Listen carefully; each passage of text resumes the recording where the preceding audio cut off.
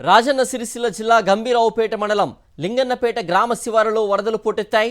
వరదలో చిక్కుకున్న ప్రవీణ్ అనే వ్యక్తిని ఎన్డీఆర్ఎఫ్ బృందం సురక్షితంగా ఒడ్డుకు చేర్చారు.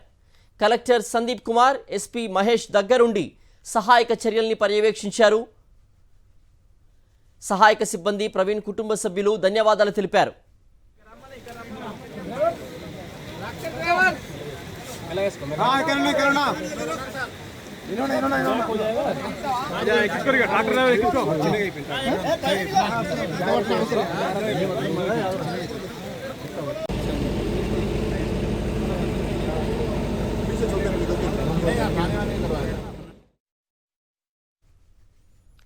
తెలంగాణ అంతటా భారీ వర్షాలు కురుస్తున్నాయి. హైదరాబాద్, కామారెడ్డి, మెదక్, మేడ్చల్, రంగారెడ్డి, సంగారెడ్డి, సిద్దిపేట, యాదాద్రి జిల్లాల్లో వర్షాలు పడుతున్నాయి. ముఖ్యంగా కామారెడ్డి పట్టణాన్ని భారీ వర్షాలు ముంచెత్తాయి.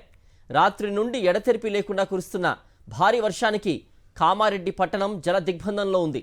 వాగులు, వంకలు ఉధృతంగా ప్రవహిస్తున్నాయి. ప్రధాన రహదారులపైకి భారీగా వరద నీరు వచ్చి చేరుతోంది. దీంతో వాహనాల రాకపోకలకు తీవ్ర అంతరాయం ఏర్పడింది. పలుచోట్ల వరద ప్రవాహానికి కార్లు కొట్టుకుపోయాయి. మరోవైపు వరద ప్రవాహానికి రైల్వే ట్రాక్లు సైతం దెబ్బతిని రైలు సర్వీసులకు ఆటంకాలు ఏర్పడ్డాయి.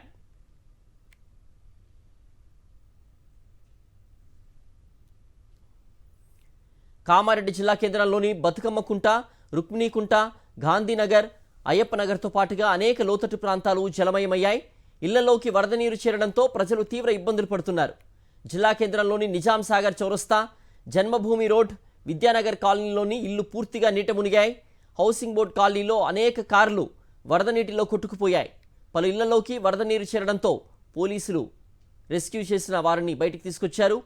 ఇటు జిఆర్ కాలనీ పూర్తిగా వర్షపు నీటితో నిండడంతో కాలనీవాసులు భయాందోళనకు గురవుతున్నారు.